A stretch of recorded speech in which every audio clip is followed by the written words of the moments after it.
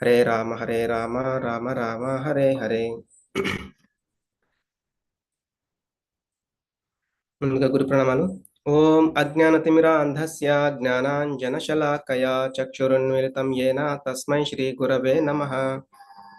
శ్రీ చైతన్యమనోభీష్టం స్థాపితం యేన భూతలే స్వయం రూప కదా మహ్యం దదాతి స్వపదాంతికం. వందేహం శ్రీగురో శ్రీయుతపదకమలం శ్రీగురూన్ వైష్ణవాంశ్చ శ్రీరూపం సాగ్రజాతం సగణ రఘునాథాన్వితం తం సజీవం సాద్వైతం సావధూతం పరిజన సహితం కృష్ణ చైతన్య దేవం శ్రీరాధా కృష్ణ పాదాన్ సహ గణలలితా శ్రీ విశాఖాన్వితాంశ్చ. నమ ఓం విష్ణుపాదాయ కృష్ణ ప్రేష్ఠాయ భూతలే శ్రీమతే భక్తి వేదాంత స్వామినితి నామినే. నమస్తే సారస్వతే దేవే గౌరవాణి ప్రచారిణే నిర్విశేష శూన్యవాది పాశ్చాత్య దేశతారిణే.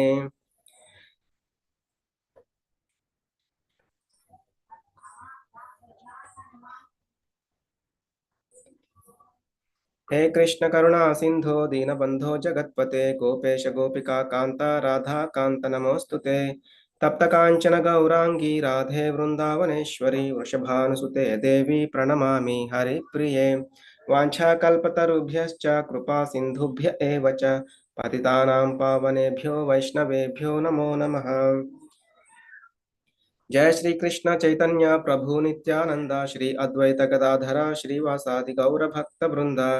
हरे कृष्ण कृष्ण कृष्ण हरे हरे हरे राम राम राम हरे हरे.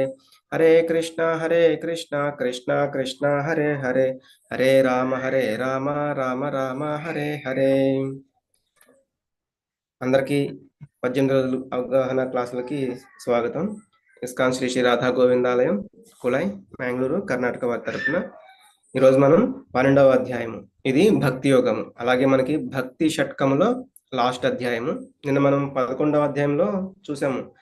అంటే అన్నిటికంటే కూడా మధురమైన అధ్యాయం ఏది అంటే మనకి భక్తి యోగం. మనకు 11వ అధ్యాయంలో మనం ఏం చూసామంటే కృష్ణుని యొక్క దివ్యమైన విశ్వరూపము అర్జునుడికి చూపించడం మనం నిన్న చూసాము. ఈ విశ్వరూపం చూసిన తర్వాత అర్జునుడు పూర్తిగా ఆయన విశ్వసించారనమాట. ఎస్, కృష్ణుడే దేవాది దేవుడు, కృష్ణుడు ఏ విధంగా చెప్తే ఆ విధంగా చేయడానికి ఆయన తయారయ్యారు, అంటే రెడీ అవుతున్నారు. ఇంకా పూర్తిగా ఆయనకి శరణాగతి చెందారు. మొదట్లో ఏంటంటే సఖ్యరసంలో ఉండేవాళ్ళు, ఒక ఫ్రెండ్ లాగా ట్రీట్ చేసేవాళ్ళు. ఒక తర్వాత ఒక ఆయన యొక్క చతుర్భుజ రూపాన్ని, ఆ అద్భుతమైన రసం చూశారు, ఆ విశ్వరూపం చూశారు. తర్వాత ఏంటంటే ఆ భయపడిపోయి మళ్ళీ దాస్య రూపానికి వచ్చేశారు. ఇక్కడ ఏంటంటే ఆ భయభ్రాంతులకు గురైన తర్వాత, ఓ కృష్ణ, నీ చతుర్భుజ ఆకారాన్ని నాకు దర్శింపజేయండి, నేను ఈ విశ్వరూపాన్ని చూడలేకపోతున్నాను అని చెప్పారు. తర్వాత కృష్ణ భగవానుడు చెప్తారు, ఓ అర్జున, ఈ ఆకారాన్ని ఇప్పటి వరకు దేవతలు కూడా దర్శించలేదు. ఎంత దానాలు యజ్ఞాలు చేసిన వాళ్ళు కూడా ఈ రూపాన్ని చూడలేకపోయారు. ఈ రూపమును నీకు మాత్రమే దర్శింపజేశానని నిన్న మనం చూసాము. ఈ ద్విభుజాకార రూపం కూడా చాలా అరుదుగా దొరుకుతుంది. దేవీ దేవతలు కూడా ఈ రూపం కోసం నిరీక్షిస్తూ ఉంటారు, ఎల్లవేళలా ఎదురు చూస్తూ ఉంటారు. ఈ రూపాన్ని దర్శించటకు ఒకే ఒక మార్గం, భక్తి మార్గం అని చెప్పారు. వేరే మార్గం అనేది లేదు అని నిన్న కృష్ణ భగవానుడు చెప్పారు అర్జునుడితో. ఆ 11వ అధ్యాయంలో ఆ విశ్వరూప సందర్శన యోగంలో మనం చూసాము. అసలు యోగము అంటే యుగతి ఇతి యోగం, అంటే కలపడం. ఆత్మకి పరమాత్మని యాడ్ చేస్తే దానిని యోగము అంటారు. ఆత్మ పరమాత్మ దగ్గరికి చేరుకోగలిగితే మనం దానినే యోగము అని అంటాము. మనకి ఇంకా భాగవతంలో చెప్తారు, పిబత భాగవత రసమాలయం ముహురహో రసికా భువి భావుకాహ. అంటే చాలా చాలా అద్భుతమైన రసము ఆ భక్తి రసము, అదే మనకి భాగవతంలో. అందుకే భాగవతము అంటేనే భక్తుల యొక్క కథలు అన్నమాట. అంతా కూడా అద్భుతమైన రసం ఉంటుంది. భక్తి యోగం తాలూకు తర్వాతి స్టేజే మనకి ఈ యొక్క శ్రీమద్ భాగవతం. ఆత్మ మరియు పరమాత్మ కలిస్తే ఆ భాగవతము అనేది అక్కడ మొత్తం రచించబడింది. కాబట్టి అన్నిటికంటే ఉత్తమమైన యోగము భక్తి యోగము. అందుకే ఈరోజు మనం ఆ భక్తి యోగం గురించి తెలుసుకోవడానికి ప్రయత్నం చేద్దాము.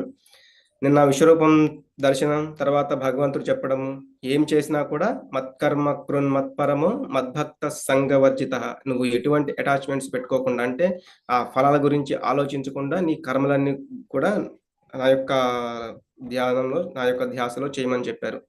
తర్వాత నిర్వైర సర్వభూతేషు యస్ సమామేతి పాండవ. నిర్వైర సర్వభూతేషు, అన్ని జీవుల పట్ల కూడా నువ్వు వైరం అనేది అంటే ఎటువంటి భావన అంటే వారి పట్ల ఎటువంటి ద్వేషాన్ని కానీ అసూయని కానీ కలిగి ఉండొద్దు అని కూడా చెప్పారు. ఇక్కడ ఏం చెప్తున్నారంటే అది చెప్పిన తర్వాత అర్జునుడు ఇక్కడ అడుగుతున్నారు ఆ విశ్వరూపాన్ని చూసిన తర్వాత. అర్జున ఉవాచ ఏవం సతతయుక్తాయే భక్తాస్త్వాం పర్యుపాసతే ఏ చాప్యక్షరమవ్యక్తం తేషాం కే యోగ విత్తమాహ. అర్జునుడు పలికెను, ఎల్లప్పుడూ నీ భక్తియుత సేవలో నెలకొన్న భక్తులు మరియు అవ్యక్తము నిరాకార బ్రహ్మమును ఆరాధించేవారు అను ఈ ఇరువురిలో ఎవరు యోగ పరిపూర్ణులుగా భావింపబడుదురు. అంటే ఈ ప్రశ్న అడుగుతున్నారు అర్జునుడు కృష్ణుణ్ణి, ఎందుకంటే అతను ఆ విశ్వరూపాన్ని చూశారు కాబట్టి అతనికి అర్థమయ్యింది భగవంతుడు విభువు, మనం అణువు అని, ఈ జీవాత్మ అనేది అణువు అని. కాబట్టి భక్తి యోగంలో ఎలా ముందుకు వెళ్ళాలి, నిరాకారాన్ని పూజించాలా సాకారాన్ని పూజించాలా అనేది అడుగుతున్నారు. మనకి ఈ నిరాకారము అంటే ఏంటంటే బ్రహ్మము.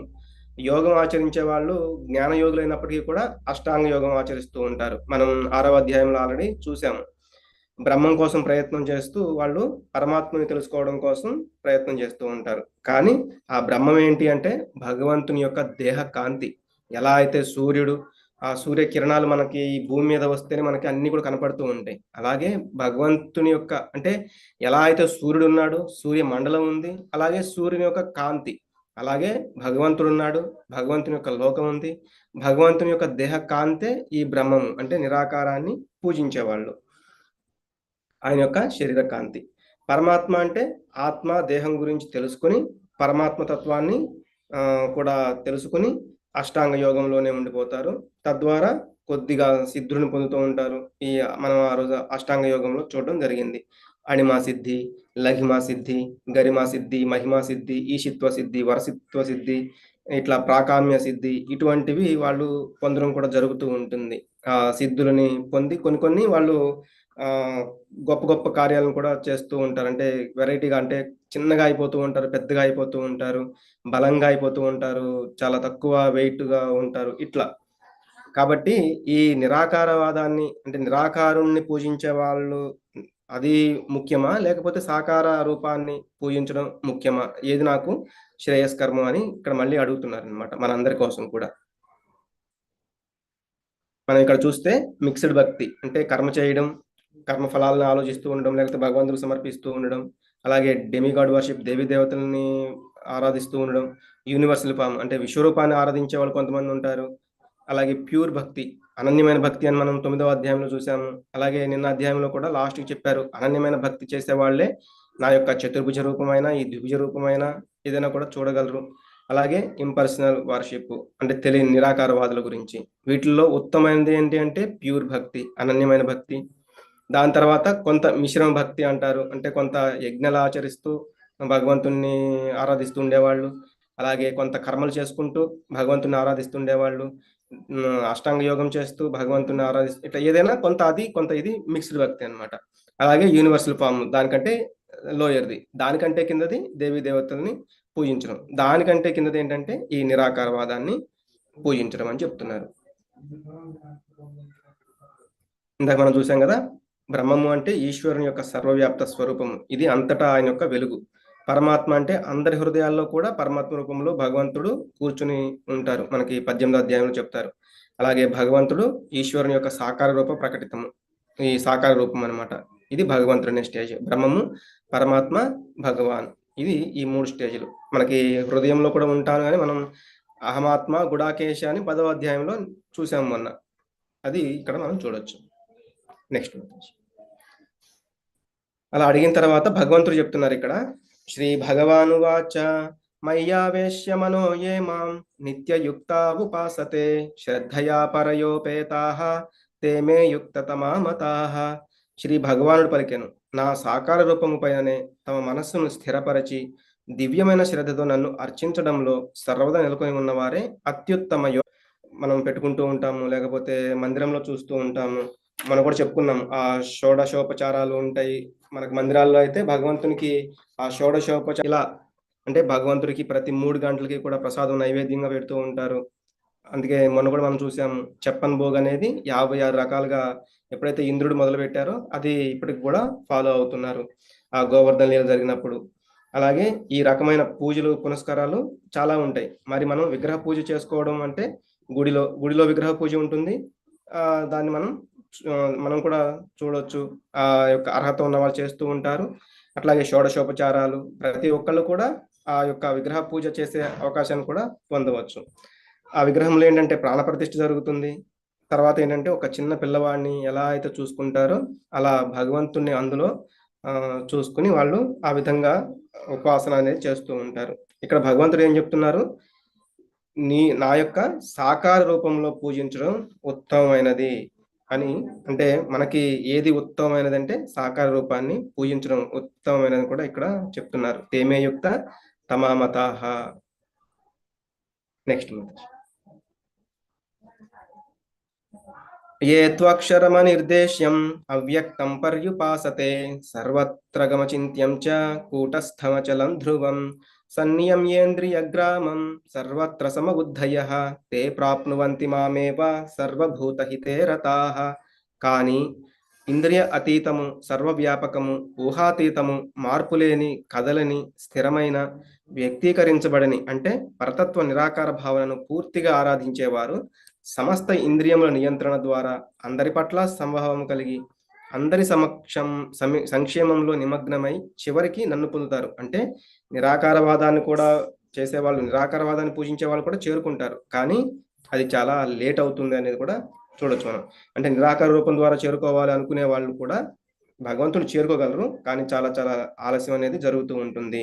అందుకే శ్రీల ప్రభుపాదుల వారు చెప్తూ ఉంటారు, ఎప్పుడైతే అర్జునుడు చంచలం హి మనః కృష్ణ అంటే మనసు చాలా చంచలమైనది, దాన్ని ఆ నిరాకార రూపం మీద పెట్టడం అనేది చాలా కష్టంతో కూడుకున్న పని. ఎందుకు అంటే మనం ఒక ఆకారాన్ని మనము ఊహించుకుంటేనే భగవంతుణ్ణి మనం ధ్యానించగలం. అలా కాకుండా ఒక లైట్ను లేకపోతే ఒక ఆకారమే లేదు, ఒక లైట్ మీద ఫోకస్ చేయండి అని అంటూ ఉంటారు. ఇప్పుడు మనం చూస్తే గనక యోగా చేసేవాళ్ళు ఆ మొట్టమొదటి అడుగు ఏంటి అంటే ఒక లైట్ని మీరు ఊహించుకోండి, దాన్ని ధ్యానిస్తూ ఉండండి అని చెప్తూ ఉంటారు. అది చాలా కష్టంతో కూడుకున్న పని. ఎందుకంటే ఇంద్రియాలకి అతీతం అయిపోవాలి, అలాగే ఊహాతీతంగా అసలు ఊహ కూడా అందని విధంగా ఎట్లాగో ఊహించుకోవాలి, అలాగే కథలని మార్పులని అటువంటి పరతత్వ నిరాకార భావనని మనం ఆరాధించాల్సి వస్తుంది. అది చాలా శ్రమతో కూడుకున్న పని. అది మనం నెక్స్ట్ శ్లోకంలో కూడా చూడొచ్చు. హరే కృష్ణ. ఇక్కడ ఏం చెప్తున్నారంటే వాట్ ఆర్ యూ డూయింగ్ అని ఆయన అడుగుతున్నారనమాట. అప్పుడు ఈ నిరాకారాన్ని పూజించే వ్యక్తి చెప్తున్నారు, ఫోకసింగ్ నాట్ ష్యూర్ అంటే ఫోకస్ చేయడానికి ట్రై చేస్తున్నాను, కానీ దేని మీద ఫోకస్ చేయాలనేది తెలియదు అన్నట్లుగా చెప్తున్నారు. హరే కృష్ణ. క్లేశోధికతరస్తేషాం అవ్యక్తాసక్త చేతసాం అవ్యక్తా హి గతిర్దుఃఖం దేహవద్భిరవాప్యతే. ఎందుకు కష్టము అంటే పరమ పురుషుని అవ్యక్త అంటే వ్యక్తం కానిది, కనపడనిది, అలాగే నిరాకారతత్వము ఒక ఆకారము అంటూ లేని తత్వము పట్ల మనసు ఆసక్తమైన వారికి పురోగతి చాలా కష్టంతో కూడుకుని ఉంటుంది. దాంట్లో ముందుకు వెళ్ళడం అనేది చాలా కష్టంతో కూడుకుని ఉంటుంది. ఆ విధానంలో పురోగతి సాధించడం దేహదారులకు ఎల్లప్పుడూ కష్టమే. దేహదారులు మనం ఏంటంటే శరీరాన్ని పొంది ఉన్నాము కాబట్టి ఆ యొక్క నిరాకారవాదాన్ని పూజించడం అనేది చాలా కష్టంతో కూడుకున్నది. దాంట్లో కూడా మనం ముందుకు వెళ్ళొచ్చు, భగవంతుని చేరుకోవచ్చు, అంటే బ్రహ్మం వరకు చేరుకుంటాం. ఆ బ్రహ్మం తర్వాత మళ్ళీ మనం రియలైజ్ అవుతాము, అంటే ఇంకా 2 స్టేజ్లు ఉన్నాయి, పరమాత్మ రూపాన్ని తెలుసుకోవాలి, అలాగే భగవంతుని యొక్క రూపాన్ని తెలుసుకోవాలి అని తెలుసుకుంటాము. కానీ అది ఎల్లప్పుడూ కూడా ఈ దేహదారులకి కష్టమే. ఎందుకంటే ఈ సిద్ధుల స్టేజ్ని చేరుకునే వాళ్ళు చాలా తక్కువగా ఉంటారు. ఆ యొక్క లాస్ట్ స్టేజ్ని చేరుకోవడం, దేహం వేరు ఆత్మ వేరు అని తెలుసుకుంటారు, తర్వాత బ్రహ్మజ్యోతిని చేరుకుంటారు. కానీ అది చాలా కష్టం, అది దుఃఖాలను కూడా కలుగు చేస్తుంది. అందుకే ఇక్కడ అవ్యక్తాహి గతిర్ దుఃఖం, అది చాలా దుఃఖంతో కూడుకుని ఉంటుంది అని కూడా చెప్తున్నారు. హరే కృష్ణ. ఏ తు సర్వాణి కర్మాణి మయి సన్యస్య మత్పరాః అనన్యేనైవ యోగేన మాం ధ్యాయంత ఉపాసతే తేషామహం సముద్ధర్త మృత్యు సంసార సాగరాత్ భవామి న చిరాత్ పార్థ మయ్యావేశిత చేతసాం. కానీ ఓ పార్థ, కార్యకలాపాలన్నింటినీ నాకు అప్పగించి ఎవరైతే ఆ యొక్క కర్మలు చేస్తున్నారో వాటినన్నిటి కూడా నాకు అప్పగించి విచలనం లేకుండా, అంటే ఆ చంచల మనస్సు కాకుండా అంకితమైన భావంతో భక్తి సేవలో నిమగ్నమై, అంకిత భావం ఉండాలి. మనం చేసే కర్మల పట్ల భగవంతుని పట్ల అంకిత భావం ఉండాలి. ఆ భక్తిలో నిమగ్నమై, భక్తి యొక్క సేవలో నిమగ్నమై మనస్సును స్థిరపరచుకుని ఎల్లప్పుడూ నన్ను ధ్యానిస్తూ ఆరాధించే వారిని నేను జన్మ మృత్యు సాగరము నుండి శీఘ్రమే రక్షించేవాడినవుతాను. పరిపూర్ణమైన భక్తితో శ్రద్ధతో ఎవరైతే ఆయనను కొలుస్తారో వారిని ఈ జన్మ మృత్యు జరా వ్యాధి ఈ 4 ఎప్పుడు కూడా తిరుగుతూ ఉంటాయి. మనకి జన్మిస్తాము, ముసలి వాళ్ళం అవుతూ ఉంటాము, వ్యాధి అనేది కంపల్సరిగా ఏదో ఒకటి వస్తూనే ఉంటుంది, తర్వాత మృత్యు అనేది ఉంటుంది. ఈ 4 ఒక చక్రం లాంటిది. వీటి నుండి నేను కాపాడుతాను. భవామి నా చిరాత్ పార్థ అని చెప్తున్నారు. ఈ మృత్యు సంసార సాగరాత్, దాని నుంచి తేషాం అహం, నన్ను ఎవరైతే ధ్యానిస్తూ ఉన్నారో వాళ్ళని కాపాడుతానని కూడా చెప్తున్నారు. మనకి పైకి వెళ్ళడం, కిందికి రావడం, పైకి వెళ్ళడం, కిందికి రావడం. అంటే ఒకసారి మనిషి జన్మ తీసుకుంటాం, ఒకసారి చెట్లు గాను, జంతువులు గాను, కీటగాను ఇట్లా వెళ్ళిపోతూ ఉంటాం. మళ్ళీ ఒక్కొక్కసారి ఇంకొక జన్మ. అందుకే ఇదేంటంటే భవసాగరం. భవామి నా చిరాత్ పార్థ అంటే మళ్ళీ ఇంకొక జన్మ, ఈ భవసాగరాన్ని దాటాలి అంటే ఏం చేయాలి? మనం వీటి నుండి విముక్తి పొందాలి అంటే ఇక్కడ మనం చూస్తే ఉదాహరణకి గరుత్మంతుడు. అలాగే ఆయన ఎప్పుడైతే ఆ గజేంద్రుని రక్షించడానికి వచ్చారో చాలా స్పీడ్గా ఒక్కొక్కసారి ఆ భక్తుల్ని కాపాడడానికి ఆఖరికి భగవంతుడు ఆ గరుత్మంతుడి కంటే ముందు వచ్చేస్తూ ఉంటారంట, గరుత్మంతుడు వెనకాల వస్తూ ఉంటారంట ఆయన కంటే. అంటే అంత స్పీడ్గా భక్తుల్ని కాపాడడానికి వచ్చేస్తూ ఉంటారంట. ఈ గజేంద్రుడు ఆ మొసలి పట్టుకున్నప్పుడు 1000 సంవత్సరాలు పోరాడతారు. తన శరీరంలో ఓపిక ఉన్నంత వరకు పోరాడతారు. కానీ ఇంకా ఎప్పుడైతే అది నా వల్ల కాదు, నేను ఇంకా ఇక్కడ నుంచి బయటపడలేను అని అనుకుంటారో అప్పుడు భగవంతుడికి ఆ యొక్క వేడుకుంటారనమాట, నన్ను కాపాడమని. అప్పుడు భగవంతుడే వచ్చి కాపాడుతారు. ఎందుకు? ఆ గజేంద్రుడు పూర్వజన్మలో ఇంద్రద్యుమ్న మహారాజు శాపం వల్ల గజేంద్రుడిగా పుడతారు. కాబట్టి ఆ పూర్వజన్మ సుకృతం వల్ల అలా ఆయన భగవంతుడిని గుర్తు చేసుకోవడము, ఆయనని అనన్య భక్తితోటి వేడుకోవడం జరుగుతుంది. హరే కృష్ణ. మనం ఇక్కడ నుంచి స్టేజెస్ చూడొచ్చు అనమాట. ఏది ఫస్ట్ ఉత్తమమైనది, దానికంటే తర్వాత స్టేజ్, దానికంటే తర్వాత స్టేజ్ అనేది భగవంతుడు ఒక్కొక్క స్టేజ్ని వివరిస్తూ ఉంటారు. కొంచెం శ్రద్ధగా వినండి. హరే కృష్ణ. మొదటిది అనన్యమైన భక్తి. మయ్యేవ మన ఆధత్స్వ మై బుద్ధిం నివేశయ నివసిష్యసి మయ్యేవ అత ఊర్ధ్వం న సంశయ. దేవాది దేవుడినైనా నాపై నీ మనసును స్థిరపరచు, నీ బుద్ధినంతా నా కొరకు ఉపయోగించు. ఆ విధంగా నీవు నిస్సందేహంగా నాలోనే ఎల్లప్పుడూ నివసిస్తావు. అంటే ముందు నిరాకార గురించి చెప్పారు, అది కూడా పర్లేదు, చేయొచ్చు, కానీ కొంత టైం పడుతుంది. అలాగే ఇంకా చెప్తారు జ్ఞానయోగం గురించి, ధ్యాన యోగం గురించి, ఏది మంచిది, ఏది ఉత్తమమైనదని చెప్తారు. అలాగే నిరాకారం అనేది చాలా ఆలస్యం అవుతుందని చెప్తున్నారు. తర్వాత సాకార రూపంలో కూడా కొన్ని స్టేజెస్, అంటే స్థాయి, ఒక్కొక్క మెట్టు ఎలా ఉంటుంది అనేది కూడా చెప్తున్నారు. వీటిలో మొదటిది ఇక్కడ చెప్తున్నారు అనన్యమైన భక్తి. అంటే గోపబాలురు ఉంటారు, శ్రీమతి రాధారాణి, వాళ్ళనంటే ఎల్లవేళ కూడా కృష్ణుని గురించే ఆలోచించేవాళ్ళు. గోపికలు ఇట్లా అందరూ కూడా వాళ్ళ ఆఖరికి బ్రహ్మను తిట్టుకునే వాళ్ళంట. కృష్ణుడు ద్వారకకి వెళ్ళిన తర్వాత వాళ్ళు అనుకుంటున్నారు బ్రహ్మని, ఏంటయ్యా మీ సృష్టి ఇలా ఉంది, మా కృష్ణుడు మమ్మల్ని విడిచిపెట్టి వెళ్ళిపోయారు, ఇలా చేశారేంటి మీరు సృష్టి, ఆ యొక్క మీ సృష్టి సరిగా లేదు అన్నట్లుగా బ్రహ్మని వాళ్ళు తిట్టుకునే వాళ్ళంట. అక్కడికి కళ్ళు ఆర్పడం, ఆ కళ్ళు ఆర్పుతూ ఉంటే వాళ్ళ దగ్గర ఉన్నప్పుడు కృష్ణుడు కళ్ళు ఆర్పే సమయం, ఆ సమయం వృధా అయిపోతుంది కదా, మేము కృష్ణుడిని చూడకుండా ఉండలేకపోతున్నాం కదా, ఆ కళ్ళు ఆ రెప్పలు అనేది కూడా వాళ్ళు తిట్టుకునే వాళ్ళంట. అట్లా అంత గొప్పగా ఆలోచించేవాళ్ళు, అంత అనన్యమైన భక్తితో వాళ్ళు ఉండేవాళ్ళు. ఆఖరికి విరహ బాధను కూడా వాళ్ళు ఎంజాయ్ చేసేవాళ్ళు. ఎందుకంటే ఎప్పుడు కృష్ణుడు వస్తాడో అని ఎదురు చూస్తూ ఎల్లవేళ కూడా కృష్ణుడిని స్మరిస్తూ ఉండేవాళ్ళు అనమాట వాళ్ళు. ఇదే భావన ద్వాపర యుగంలోనే కాదు, త్రేతాయుగంలో కూడా ఉండేది. ఎప్పుడైతే శ్రీరామచంద్ర ప్రభువు అయోధ్యను విడిచి వెళ్ళారో ఆ మిగతా వాళ్ళు కూడా అడవులకు వస్తామని చెప్పారు ఆయనతోటి. కానీ శ్రీరాముడు, మీరందరూ అక్కడికి వస్తే భరతుడు ఎవరిని పాలించాలి, కాబట్టి మీరు అలా చెయ్యొద్దు, అందరూ ఇక్కడే ఉండండి అని చెప్తారు. అప్పుడు వాళ్ళు చెప్తారు, సరే రామయ్య, మీరు చెప్పారు బాగానే ఉంది, మీరు మా రాజు, మీరు ఒక శాసనం చేశారు మేము ఇక్కడే ఉండాలి అని, సరే మేము అలాగే చేస్తాము, కానీ మేము మా ఇంట్లో చేసేది ఒకటి ఉంటుంది. మా ఇంట్లో అంటే మా ఇళ్లల్లో మీరు వచ్చే వరకు దీపాలు కూడా వెలిగించము అని.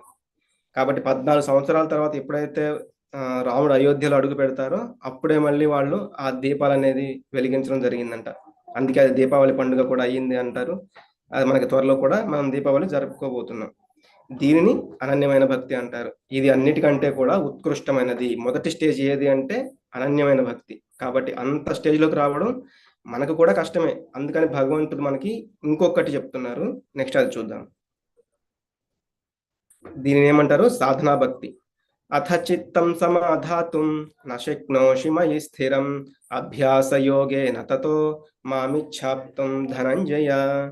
ఓ అర్జున, ఓ ధనంజయ, నీ మనసును విచలనం లేకుండా నా మీద స్థిరపరచలేకపోతే, అంటే ఇందాకైతే అనన్యమైన భక్తి చెప్పారో అది చేయలేకపోతే, అప్పుడు నీవు భక్తి యోగ నియమాలను అనుసరించు. ఈ విధంగా నన్ను పొందే కోరికను పెంచుకొనుము. దీన్ని సాధనా భక్తి అంటారు. అంటే భగవంతుని యొక్క అనన్యమైన భక్తికి వెళ్ళడానికి సాధన చేయడం. ఉదయాన్నే మంగళహారతి ఉంటుంది, వాటికి అటెండ్ అవ్వడం, భగవంతుని యొక్క నామాన్ని జపిస్తూ ఉండడం, ఇలా చేస్తూ ఉంటే మనం కూడా అనన్యమైన భక్తికి వెళ్ళవచ్చు. ఇదేంటి గురు శిష్య పరంపరలో ఆ గురువులు ఏవైతే చెప్తూ ఉన్నారో సాధన భక్తికి మనకి ఏవేవి చేయాలి ఆ సాధన కోసం అనేవి అవి చేస్తూ వెళ్ళాలి. కానీ ఇది కూడా మనం సరిగా చేయలేకపోతే, అంటే నేను ఎక్కువగా జపం కూడా చేయలేను, భగవంతుని యొక్క నామాన్ని జపించాలి అంటే కూడా కొంచెం ఇబ్బంది. కాబట్టి వాళ్ళ కోసం భగవంతుడు మళ్ళీ ఇంకొకటి చెప్తున్నారు. దాని ద్వారా కూడా ఎప్పటికైనా నువ్వు నా దగ్గరికి చేరుకోవాలి అని భగవంతుడు ఇంకొక స్టేజ్ కూడా చెప్తున్నారు. హరే కృష్ణ. దీనిని నిష్కామ కర్మయోగం అంటారు. అభ్యాసేప్య సమర్థోసి మత్కర్మ పరమో భవ మదర్థమపి కర్మాణి కుర్వన్ సిద్ధిమవాప్స్యసి. భక్తి యోగ నియమాలను నీవు అభ్యాసం చేయలేకపోతే, అంటే ఇందాక సాధన భక్తి చెప్పారు కదా, ఒకవేళ అది చేయలేకపోతే నా కోసమే పనులు చేయడానికి ప్రయత్నం చేయము. ఈ విధంగా భక్తియుక్త సేవ చేయటం వలన నీవు పరిపూర్ణ స్థాయిని చేరుకోగలవు. అంటే కనీసం మనం మందిర నిర్మాణంలో ఇట్లా ఇక్కడ మనం చూస్తే వాళ్ళు మందిర నిర్మాణం కోసం పనులు చేస్తూ ఉన్నారు, అటువంటి చేయొచ్చు. మందిర నిర్మాణానికి దానాలు చేయొచ్చు, వాటి కోసం పనులు చేయొచ్చు. అది నిష్కామ కర్మయోగం అవుతుంది. అందుకే మనకి 9వ అధ్యాయంలో చెప్పారు, యత్ కరోషి యదశ్నాసి యజ్జుహోషి దదాసి యత్ తపస్యసి కౌంతేయ తత్ కురుష్వ మదర్పణం. అంటే నువ్వు ఏం చేసినా కూడా నువ్వు నా కోసం చెయ్యవయ్యా బాబు అని చెప్తున్నారు. అంటే అలా చేసినా కూడా ఏంటి, మనం ఆ నిష్కామ కర్మయోగం చేసిన వాళ్ళం అవుతాము. కాబట్టి మనం ఇప్పటి వరకు ఇంతకుముందు ఆ కర్మయోగం అంటే మిశ్రమ కర్మ అనేది చూసాము. అంటే కొంత మన పనులు మనం చేసుకుంటూ ఉంటాము, అలాగే భగవంతుని కోసం కూడా చేస్తూ ఉంటాము. కానీ ఈ నిష్కామ కర్మయోగం ఏంటంటే పూర్తిగా భగవంతుని కోసం చేసేది. మన సంపాదనలో ఎంతో కొంత మనం దానాలు ఇస్తూ ఉంటాము, అది మిశ్రమ భక్తి అవుతుంది. అలా కూడా మనం చేయవచ్చు. కాబట్టి ఇది కూడా చేయలేకపోతే ఇంకొక స్టేజ్ చెప్తున్నారు అనమాట. మళ్ళీ వర్కింగ్ ఫర్ మాయ, అంటే మనం మాయ కోసం మాయలో లీనమైపోయి చేస్తూ ఉంటే, అంటే ఇది నా డబ్బు కాబట్టి I will buy a bigger phone and TV compare to my neighbour. అంటే మనం ఇతరులని, అంటే పక్క వాళ్ళకి చాలా పెద్ద టీవీ ఉంది, నాకు అంతకంటే పెద్ద టీవీ కావాలి. మాయ. చూడండి, ఆ ఎదురింటి వాళ్ళకి కారు ఉంది, ఈ పక్కింటి వాళ్ళకి కారు ఉంది, నా దగ్గర కారు లేదు. కాబట్టి నేను ఈఎంఐతో అయినా లేకపోతే అప్పు చేసైనా నేను వాళ్ళకంటే పెద్ద కారు కొనాలి. ఇది మాయ. కానీ భగవంతుడు నాకు ఇచ్చాడు, నేను హ్యాపీగా ఉన్నాను. ఇంకా నా దగ్గర ఉన్న దాంట్లో నేను భగవంతుడి కోసం, అంటే ఒక భగవద్గీత బుక్ కొనొచ్చు, లేకపోతే భగవంతుని యొక్క మందిరానికి దానం చేయొచ్చు. ఇదంతా కూడా ఏంటంటే భగవంతుని కోసం కర్మ చేయడం. నేను ఇది చేస్తాను అని భక్తుడు అనుకుంటాడు. ఇది ఇక్కడ ఈ ఇద్దరి మధ్య కంపారిజన్ అన్నమాట. హరే కృష్ణ. తర్వాత ఏం చెప్తున్నారంటే 4వ స్టేజ్ సకామ కర్మ. అథైతదప్యశక్తోసి కర్తుం మద్యోగమాశ్రితః సర్వకర్మ ఫల త్యాగం తతః కురు యతాత్మవాన్. అయినా నీవు నా కొరకై భక్తితో పనిచేయడం చేయలేకపోతే నీ కర్మ ఫలాలను త్యజించుటకు మరియు ఆత్మ నిగ్రహము కలవాడవై ఉంటకు ప్రయత్నించుము. అంటే ఇందాక చెప్పిన అవి కూడా చేయలేకపోతే, అంటే ముందు అనన్యమైన భక్తి చెప్పారు, తర్వాత సాధనా భక్తి చెప్పారు, తర్వాత నిష్కామ చెప్పారు. ఒకవేళ నిష్కామ కర్మయోగం కూడా చేయలేకపోతే తర్వాత సకామ కర్మ చేయమంటున్నారు. మనం ఏంటి, ఉదాహరణకు మనం తిరుపతి వెళ్తూ ఉంటాం. కొంతమంది ఏం చేస్తారంటే వాళ్ళ యొక్క త్యాగ, అంటే ఆ కర్మ ఫలాన్ని త్యాగం కోసమనో లేదో భగవంతుడికి దానం చేయాలనో కొంతమంది వెళ్తారు. అలా కాకుండా కొంతమంది ఏదో స్వార్థం కోసం, అంటే నాకు ఇది వస్తే నేను తిరుపతి కొండకి వస్తాను, లేకపోతే నడుచుకుంటూ వస్తాను, లేకపోతే నిలువు దోపిడీ ఇస్తాను, లేకపోతే అంటే నిలువెత్తు బంగారం ఇస్తాను, ఇట్లా ఏదో కోరికలు కోరుకుంటూ ఉంటారనమాట. కానీ భగవంతుడు ఏంటంటే వాటిని కూడా అంగీకరిస్తారు. అలా అయినా భగవంతుడు ఏమనుకుంటున్నారు, ఆ భక్తుడు నా దగ్గరికి వస్తాడు అని. కానీ నిజంగా భగవంతుడు కోరుకునేది అది కాదు. మనం ఎగ్జాంపుల్గా ఇప్పుడు ఆయన ఏంటంటే లక్ష్మీదేవే ఆయనకి పాదాలని సేవ చేస్తూ ఉంటుంది. కాబట్టి ఆయన ఏంటంటే మన దగ్గర నుంచి ఇటువంటి వాటినేమి కోరుకోరు. కాకపోతే ఏంటంటే అట్లా ఆయన అటువంటి ఏదో ఒక కోరిక పెట్టుకుని అయినా భగవంతుడి దగ్గరికి వెళ్తున్నాము, అలా ఆయన సంతోషిస్తారు. మనకి ఎగ్జాంపుల్గా పిల్లలు ఏంటంటే నాకు ఒక చాక్లెట్ ఇస్తేనే ముద్దు పెడతాను అని అంటూ ఉంటారు. సరే, అట్లా అయినా మనం ఒక చాక్లెట్ ఇస్తే వాళ్ళ దగ్గర ముద్దు తీసుకోవడానికి మనం అట్లా చేస్తూ ఉంటాము. కానీ అమ్మ నాకు చాక్లెట్ కాదు నువ్వు కావాలి అని పిల్లలంటే అప్పుడు ఒక చాక్లెట్ కాదు, ఆ తల్లి ఏంటంటే 100 చాక్లెట్లైనా ఇస్తుంది. ఎందుకంటే ప్రేమతో అతను చెప్పాడు ఏమని, అమ్మ నాకు చాక్లెట్లు కాదు నువ్వు కావాలమ్మా అని అన్నాడు.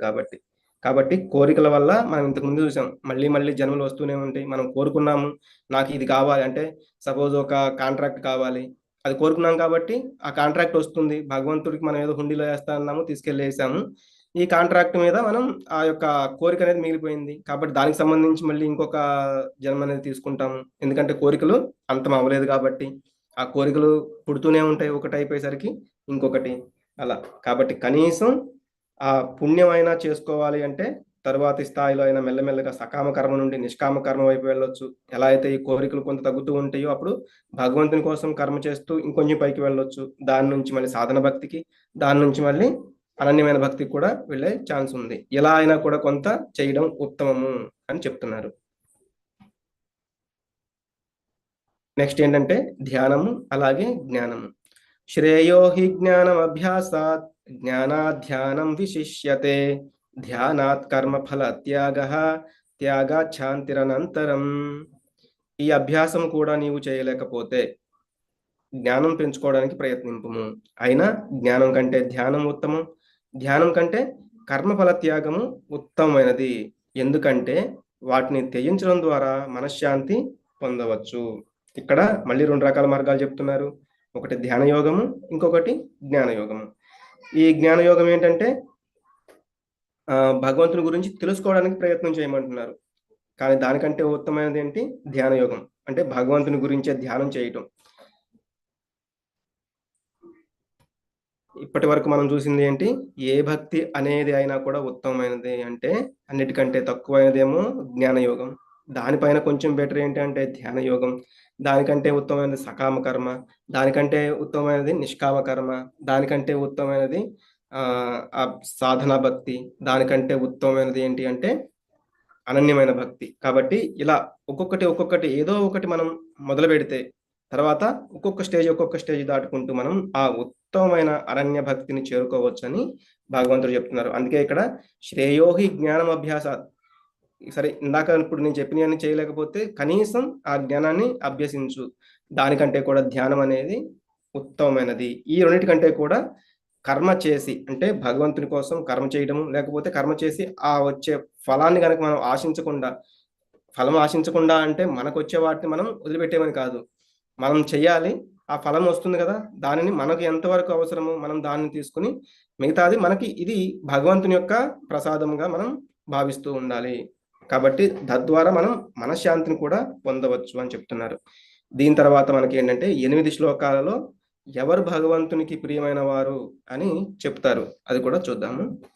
అద్వేష్ట సర్వభూతానాం మైత్ర కరుణ ఏవచ నిర్మమో నిరహంకార సమదుఃఖ సుఖ క్షమి సంతుష్ట సతతం యోగి యతాత్మా దృఢ నిశ్చయ మయ్యర్పిత మనోబుద్ధి యో మద్భక్త సమే ప్రియ. ఎలా ఉంటే నాకు ప్రియమైన వాళ్ళుగా ఉంటారు అనేది ఇక్కడ భగవంతుడు చెప్తున్నారు. అన్ని జీవుల పట్ల దయగల స్నేహితుడే గాని అసూయపడని వాడు. అన్ని జీవులు, ఏ జీవైనా కూడా స్నేహితుడిగా భావించాలి, అసూయ పడకూడదు. తనను యజమానిగా భావించని వాడు. అందుకే మనకి ఈ ద్వేషించడం, అసూయ అంటే మనం ఇంతకు ముందు కూడా చూసాం. శిశుపాలుడు ఎల్లప్పుడూ కూడా కృష్ణుని ద్వేషిస్తూ ఉండేవాడు, అసూయపడుతూ ఉండేవాడు, నాకంటే గొప్పవాడిగా కృష్ణుని చూస్తున్నారు అని. అలాగే పౌండ్రికుడని, పౌండ్రిక వాసుదేవుడని ఒక అతను ఇలాగే సేమ్ కృష్ణులాగా ఆ వేషధారణ అంతా చేసేసి నేనే కృష్ణుణ్ణి అంటారు. ఆయన ఏంటంటే ఒకసారి అంటారనమాట, ఆ సుదర్శన చక్రం నా దగ్గరే ఉండాల్సిందే, అది నాది, నువ్వు నా దగ్గర నుంచి దొంగిలించావు కృష్ణ అని. అప్పుడు కృష్ణుడు, ఓ ఈ సుదర్శన చక్రమా, సరే అయితే తీసుకో అని ఆ ఆ సుదర్శన చక్రాన్ని వెళ్ళమంటారు అనమాట. అది వెళ్ళి ఆ పౌండ్రీకుడి యొక్క కంఠాన్ని కోసేస్తుంది. అంటే ఎవరైతే అసూయ పడకుండా ఉంటారో, అలాగే ప్రతి జీవభూతాలను సమానంగా చూసేవారిని, అదే రకంగా వాళ్ళు అందరినీ ఇష్టపడేవారిని, ఇట్లా చెప్తున్నారు. ఇంకా మిథ్యాహంకారం లేనివాడు, అహంకారం అహంకారంతో ఇతరులను దూషిస్తూ ఉంటాము. అప్పుడప్పుడు మనకి తెలియకుండానే మనలో నుంచి ఎటువంటి వర్డ్స్ అనేవి మనకి తెలియకుండా వచ్చేస్తూ ఉంటాయి కొంత అహంకారం వల్ల. ఆనందం మరియు బాధ రెండింటిలోనూ సమానంగా ఉండేవాడు, ఏది వచ్చినా కూడా ఇది భగవంతుని యొక్క ప్రసాదంగా స్వీకరించేవాడు. అలాగే కష్టం వచ్చినా సుఖం వచ్చినా, ఇది నేను చెప్తున్నంత ఈజీ కాదు అందరికీ కూడా, కానీ ఈ రెండు సందర్భాల్లో నిగ్రహంగా ఉండడం, అటువంటి వారు చాలా ఇష్టము. ఎందుకు? ఎల్లప్పుడూ వాళ్ళు సంతృప్తికరంగా ఉంటారు, వాళ్ళు సహనంగా ఉండగలుగుతారు. స్వీయ ఆత్మ నియంత్రణ, నేను ఈ యొక్క ఆత్మని వాళ్ళు దాన్ని నియంత్రణలో ఉంచుకోగలుగుతారు. దృఢ నిశ్చయంతో భక్తి సేవలో ఉంటారు వాళ్ళు. వాళ్ళు ఏంటంటే ఎప్పుడు కూడా నాకు భగవంతుడు ఉన్నాడు, అవశ్య రక్షిభే కృష్ణ అని చెప్తారు. అంటే నన్ను ఎల్లప్పుడూ కూడా కృష్ణుడు కాపాడుతాడు అనే వాళ్ళు ఆ దృఢ విశ్వాసంతో ఉంటారు. వాళ్ళ యొక్క మనసుని, బుద్ధిని భగవంతుని పైన స్థిరపరిచిన వాడు భగవంతునికి చాలా ఇష్టమైన వాడు అని చెప్తున్నారు. యస్మాన్నో ద్విజతే లోకో లోకాన్నో ద్విజతే చయః హర్షామర్ష భయోద్వేగైః ముక్తో యస్స మే ప్రియః. ఏ ఒక్కరికి బాధ పెట్టని వాడు, ఎవరి చేత ఉద్వేగమునకు గురి కానివాడు, అంటే ఇతరులని బాధ పెట్టాడు అతను, అతనికి అతనుగా ఎవరిని బాధ పెట్టాడు, ఎవరి చేత కూడా ఉద్వేగమునకు గురి కాడు. అంటే ఒక్కొక్కసారి ఇతరులు మనల్ని కొంత మన సహనాన్ని పరీక్షిస్తూ ఉంటారని చెప్తూ ఉంటాం కదా, ఎట్లాగో మాట్లాడుతూ ఉండడం, మనల్ని రెచ్చగొడుతూ ఉండడం, ఇలా చేస్తూ ఉంటారు. అటువంటప్పుడు కూడా ఉద్వేగానికి గురి కానివాడు, సుఖాల్లో బాధల్లో ఒకేలాగా ఉంటూ భయము ఆందోళన రహితముగా ఉన్నటువంటి భక్తులు నాకు చాలా ప్రియమైన. అంటే భగవంతుడు ఏదో కష్టం ఇచ్చారు అంటే ఇంకా ఏదో ఆలోచించి ఇచ్చారు, బహుశా దీనికంటే ఇబ్బందికరంగా ఉండే పెద్ద కష్టం వచ్చేదేమో, కానీ ఒక చిన్న దెబ్బతో పోయింది అని అందులో కూడా భగవంతుని యొక్క కృపను చూసేవాళ్ళు, అంటే ఏది వచ్చినా తృప్తిగా ఉండేవాళ్ళు, ఎల్లప్పుడూ దృఢమైన భక్తి సేవలో ఉండేవాళ్ళు, మనసుని బుద్ధిని భగవంతుని మీదనే స్థిరపరిచేవాళ్ళు, ఇలా ఉంటారు. ఉదాహరణకు మనం సుధామను చూస్తాం. వాళ్ళ యొక్క భార్య మరీ చెప్పి పంపించారు, చాలా చాలా ఇబ్బందికర పరిస్థితుల్లో ఉన్నాము, వెళ్ళి నీ మిత్రుడైన ద్వారకాధీశుడిని కృష్ణుడిని అడిగి ఏదైనా తీసుకురావచ్చు కదా అని ఆయన్ని అడుగుతారు, ధన సహాయం తీసుకురమ్మని. దానికి ఆయన ఏమంటాడంటే, మనకి వేసుకోవడానికి సరైన బట్టలు లేవు, తినడానికి 4 గింజలు లేవు, నువ్వేమో అక్కడికి వెళ్ళమంటున్నావు, ఆయనేమో దేవాది దేవుడు, పెద్ద రాజు, ఆయన దగ్గరికి నేను ఖాళీ చేతులతో ఎలా వెళ్ళాలి అంటే, ఎప్పుడో ఏవో కొన్ని రోజుల క్రితం ఉన్న అటుకులు, అవి కూడా ఏదో చీమలు బట్టి ఇట్లా ఉంటే వాటిని చీమలన్నీ పక్కకు జరిపి ఎట్లాగో ఒక మూట కట్టి, సరిగా బట్టలు లేకపోతే సుధామకి, ఆ పిల్లలేవో లేకపోతే ఆవిడవో ఉన్న బట్టల్ని ఆయనకి కొంచెం చిన్నగా ఎట్లాగో సెట్ చేసి కుట్టి ఆయన్ని కొంచెం రెడీ చేసి పంపిస్తుందన్నమాట. కానీ అక్కడికి వెళ్ళిన తర్వాత ఆయన యొక్క ఈ యొక్క అరణ్యమైన, అంటే భగవంతుని చూడాలనే కోరికతో వచ్చారు, ఎవరిని ఎప్పుడు నిందించలేదు ఆయన యొక్క పేదరికానికి. కాబట్టి అటువంటి వాళ్ళు భగవంతుడికి చాలా ఇష్టం కాబట్టి ఆయన అడగకుండానే తిరిగి ఆయన వెళ్ళేటప్పుడు కూడా ఏమన్నా కోరుకోమంటే ఆయన ఏమి కోరుకోలేదు. కానీ ఆయన ఎప్పుడైతే ఆయన తెచ్చిన అటుకులు తింటూ ఉన్నారో, ఒక 2 గుప్పెళ్ళు తీసుకునేసరికి ఆయన ఐశ్వర్యవంతుడైపోయారు. ఆయన యొక్క ఇంటి దగ్గర పెద్ద పెద్ద మేడలు వెలిసాయి, పరిచారకులు అంటే ఆ యొక్క పని చేసేవాళ్ళు వీళ్ళందరూ కూడా ఒక్కసారిగా వచ్చేసారనమాట. ఎప్పుడైతే ఆయన అదంతా చూసారో అసలు ఆశ్చర్యపోయారనమాట. అంత గొప్పగా భగవంతుని యొక్క భక్తులను చూసుకుంటారు.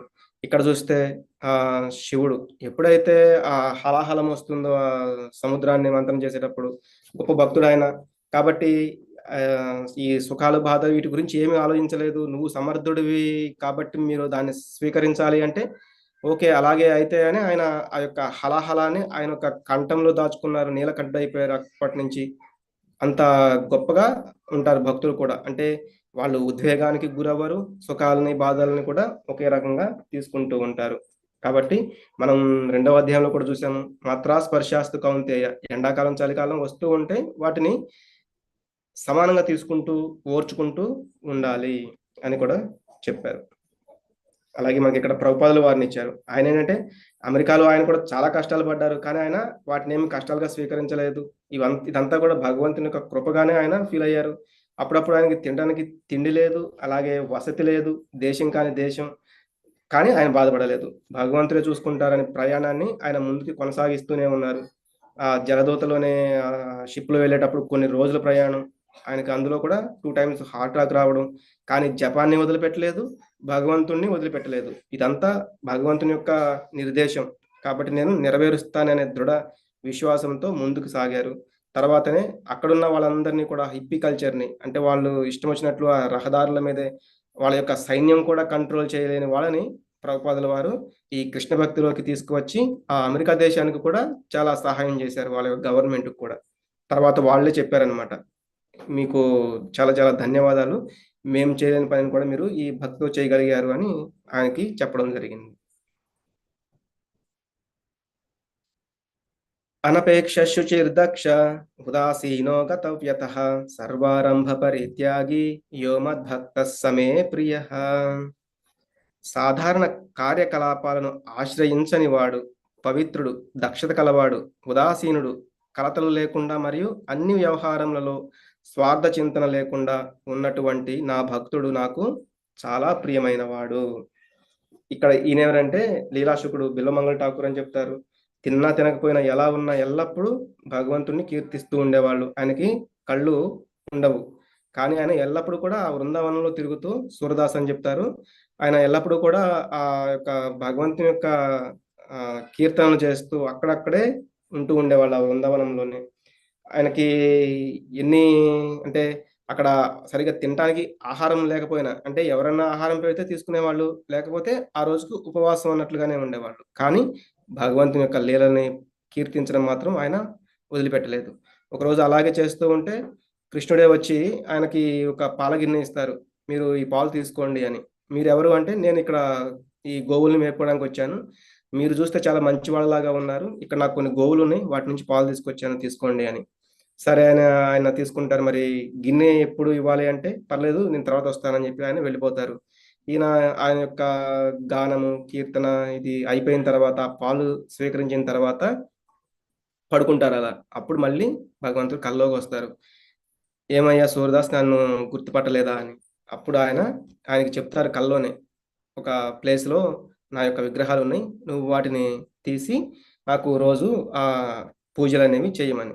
సరే అని ఆయన నిజంగానే ఆ కళ్ళు తెరిచి చూస్తే కలగనని అర్థమవుతుంది. ఆయన చెప్పిన ప్లేస్‌కి వెళ్ళి అక్కడి నుంచి రాధా ఆ ప్లేసు వృందావనంలో ఉంటుంది.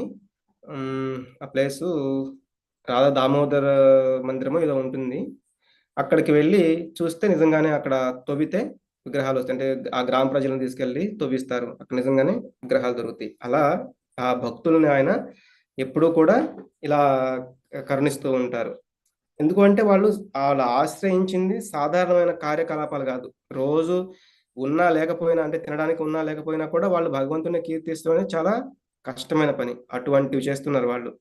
పవిత్రంగా ఉన్నవాళ్ళు, దక్షత, ఉదాసీనుడు అంటే ఇందాక చెప్పుకున్నాం గదా! కష్టాలొచ్చినా, నష్టాలొచ్చినా ఏవున్నా కూడా ఉదాసీనంగా ఉంటారు. కలతలు లేకుండా మరియు అన్ని వ్యవహారాల్లో కూడా స్వార్థ చింతన లేకుండా, ఇది చేస్తే అంటే భగవంతుడు నేనైతే ఇది జేస్తున్నానో దానివల్ల నాకు ఉపయోగం ఏంటి అనేది లేని వాళ్ళు, ఇటువంటి వాళ్ళు నాకు చాలా ఇష్టమైన వాళ్ళు అని చెప్తున్నారు. యో న హృష్యతి న ద్వేష్టి, న శోచతి న కాంక్షతి, శుభాశుభ పరిత్యాగి భక్తిమాన్ యస్ సమే ప్రియః. ఎవరైతే లౌకిక సుఖాల పట్ల ఆనందించకుండా, ప్రాపంచిక కష్టాల పట్ల బాధపడకుండా, నష్టం జరిగినా బాధపడనివాడు, లాభం కోసం ప్రాకులాడనివాడు, శుభమైనవి, అశుభమైనవి ఆ 2 పనులని కూడా త్యజించేవాడు, భక్తితో నిండి ఉన్నవాడు నాకు చాలా ప్రియమైనవాడు. మనం చెప్పుకుంటూనే ఉన్నాము. ప్రహ్లాద్ మహారాజు ఆయన్ని ఎప్పుడు కూడా ఆయన తండ్రి హింసిస్తూనే ఉన్నారు. మరణదండన విధిస్తూనే ఉన్నారు. ప్రతి సెకను, ప్రతి గంట, ప్రతిరోజు ఎన్నెన్నో కార్యాలను చేశారు ఆయన చంపడానికి, అంటే ఆయన్ని ఆ దేహాన్ని వధింపజేయడానికి. కానీ భగవంతుడు ఆయన రక్షిస్తూనే ఉన్నారు. అటువంటి వాళ్ళు చాలా ప్రియమైన వారు అని కూడా చెప్తున్నారు.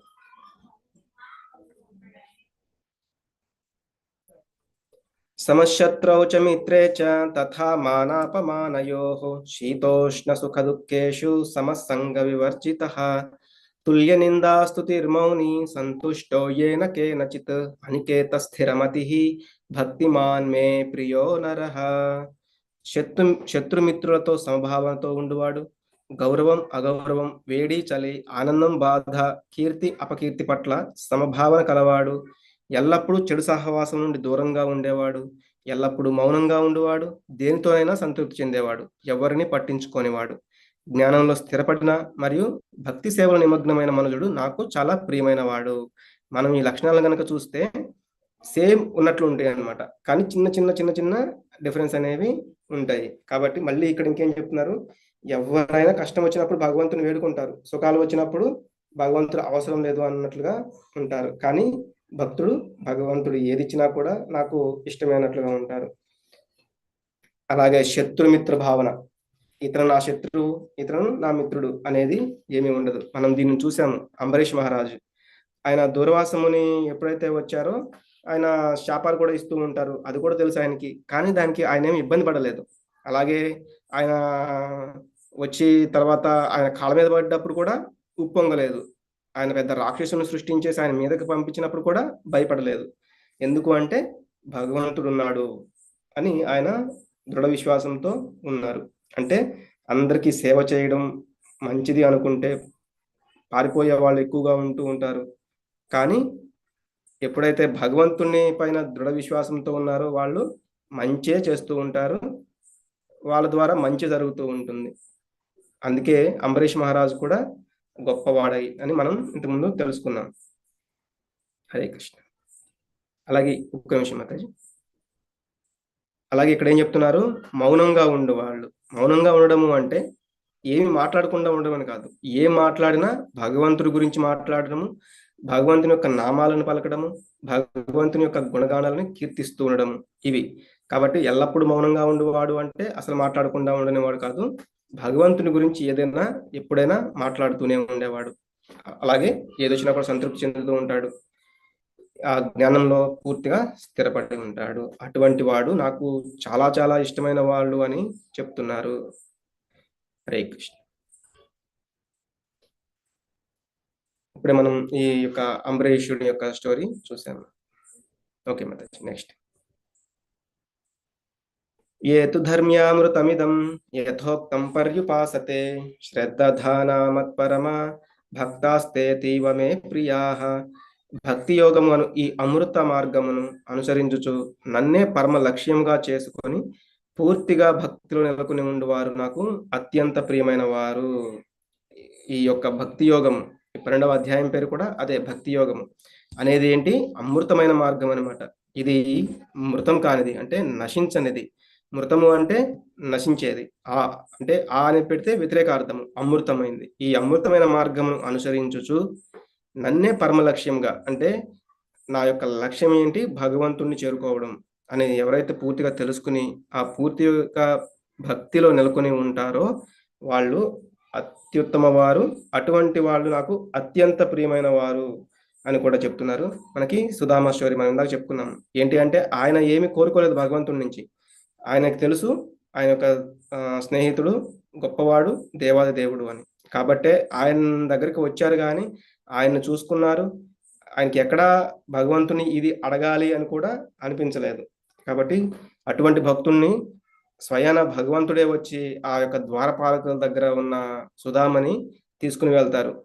ఆయన యొక్క సింహాసనం మీద కానీ లేకపోతే ఏకంగా మందిరంలోకి, ఆయన యొక్క మందిరంలోకి తీసుకుని వెళ్ళి ఆయన యొక్క అంటే ఆ మంచం పైన కూర్చోబెట్టి ఆయనకి సేవలు చేశారు.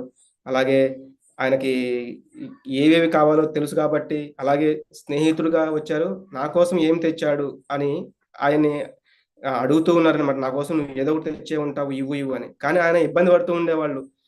ఈ నేను తెచ్చింది ఈ యొక్క గొప్ప మహారాజుకి, అంటే దేవాది దేవుడికి నేను తెచ్చింది చాలా అల్పమైనది, ఇవి ఇస్తే ఇక్కడ బాగుండదేమో అని ఆయన తటపటాయిస్తూ ఉంటారు. కానీ భగవంతుడు మనం చూసాము, పత్రం పుష్పం ఫలం తోయం. భక్తితో ఏదైతే ఇస్తారో భక్తులు, అవి ఆయన ప్రేమతో స్వీకరిస్తానని చెప్పారు. అదే ఇక్కడ చేస్తున్నారు. ఆయన తెచ్చిన ఆ అటుకుల్ని ప్రేమతో ఆయన తీసుకున్నారు. అలా భక్తులకి ఆయనకి అంత బంధం అనేది ఉంటుంది. అటువంటి వాళ్ళు నాకు చాలా ప్రియమైన వాళ్ళు, ఆ భక్తి యోగంలో నెలకొని ఉండేవారని ఇక్కడ మనం చూస్తున్నాం. ఇక్కడ కూడా మనం చూస్తే ఆ మహాభారతం అంటే ఆ యుద్ధము, ఆ ధర్మక్షేత్రంలో, ఆ కురుక్షేత్రంలో ఆ యుద్ధం ఎప్పుడైతే స్టార్ట్ అవబోతూ ఉందో ఆ రోజు కృష్ణుడు చెప్పారంట, ఎవరైతే నా దగ్గరికి వస్తారో అంటే పాండవులైనా కౌరవులు అయినా వాళ్ళలో ఎవరైతే నా దగ్గరికి వస్తారో వాళ్ళకి కావాల్సింది నేను ఇస్తాను అని. అప్పుడు ఆ, వచ్చారు ఫస్ట్ దుర్యోధనుడు. వచ్చేసరికి అక్కడ రెండు ఆసనాలు ఉన్నాయి, ఒకటి తల దగ్గర ఒకటి పాదాల దగ్గర. అప్పుడు ఆయన అనుకుంటారు, ఈ యొక్క కృష్ణుడి యొక్క పాదాల దగ్గర నేను కూర్చునేది ఏంటి అని ఆయన శిరస్సు దగ్గర కూర్చుంటారు. అప్పుడు తర్వాత అర్జునుడు వస్తారు, చూస్తారు. కానీ అక్కడ ఆసనం ఉన్నా కూడా దాంట్లో కూర్చోకుండా భగవంతుని యొక్క పాదాల దగ్గర నుంచుని ఉంటారు. ఎప్పుడైతే భగవంతుడు లేస్తారో అంటే నిద్ర లేస్తారో, ఆటోమేటిక్గా మనం ఏంటంటే నిద్ర లేవగానే మన కళ్ళు స్ట్రైట్ గా ఎదురుగా అంటే మన పాదాల వైపు చూస్తాయి. కాబట్టి భగవంతుడు కూడా ఫస్ట్ అర్జునుడు చూస్తారు. ఎప్పుడు అర్జున్ వచ్చావు, నువ్వు అంతా క్షేమమేనా అందరూ అని అడుగుతూ ఉంటారు. అప్పుడు దుర్యోధనుడు కోపం వస్తుంది, కృష్ణ ముందు నేను వచ్చాను కానీ నువ్వేమో ముందు అర్జునుడిని పలకరిస్తున్నావు, ఇది నన్ను ఇన్సల్ట్ చేస్తున్నావు అన్నట్లుగా ఆయన మాట్లాడతారు.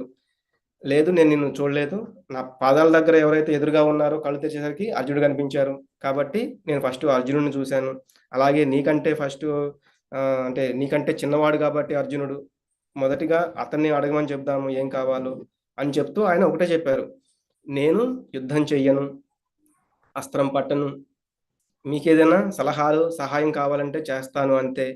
అలాగే ఇలా నేను ఒకవైపు, నా నారాయణీ సేన కొన్ని అక్షౌహిణ సైన్యం, ఆ సైన్యం ఒకవైపు, నేను యుద్ధం చేయను అస్త్రం పట్టను, కాబట్టి నేను ఒకవైపు ఉంటాను, నా సైన్యం ఒకవైపు ఉంటుంది, ఏది కావాలో కోరుకోమని అర్జునుడిని అడుగుతారు. అప్పుడు దుర్యోధనుడు చాలా ఫీల్ అవుతారు, కావాలనే కృష్ణుడు పక్షపాతంగా అర్జునుడికి ఆ నారాయణీ సేనను మొత్తం ఇవ్వాలని చూస్తున్నారు అని దుర్యోధనుడు అనుకుంటారు. కానీ అర్జునుడు, నాకు ఆ నారాయణీ సేన వద్దు, అస్త్రం పట్టినా పట్టకపోయినా మీరు మా వైపు ఉండి మమ్మల్ని ముందుకు నడిపించండి చాలు అని ఆయన భగవంతుని కోరుకున్నారు.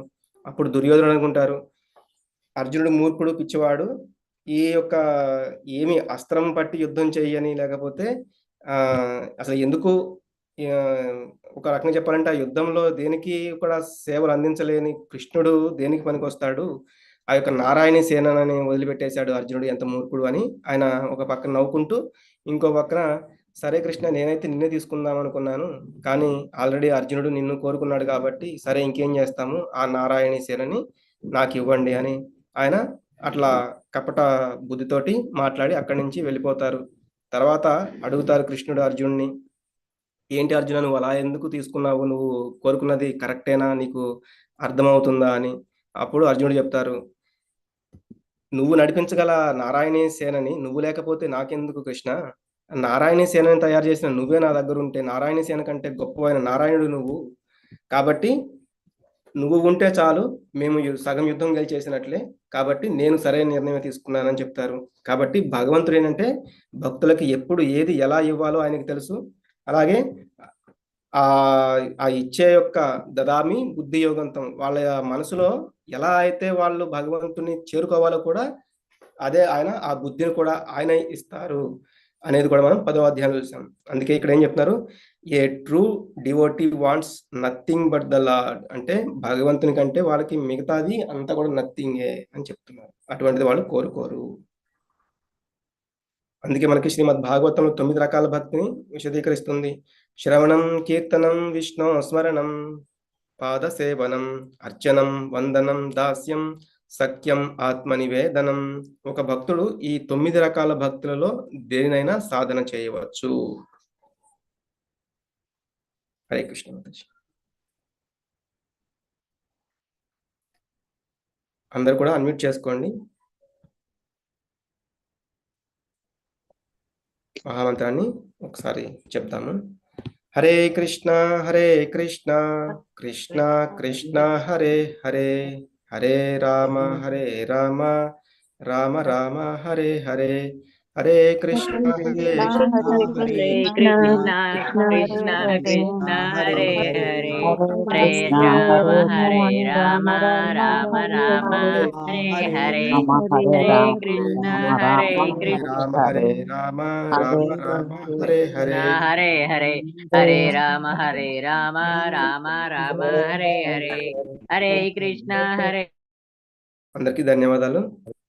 ఈరోజు మనం 12వ అధ్యాయం కూడా చూసాము. ఈ రోజుతో భక్తి షట్కము అనే ఈ 6 అధ్యాయాలు కూడా సమాప్తమయ్యాయి. రేపటి నుంచి మనం జ్ఞానయోగం అనేది చూస్తాం. 13 నుంచి 17వ అధ్యాయం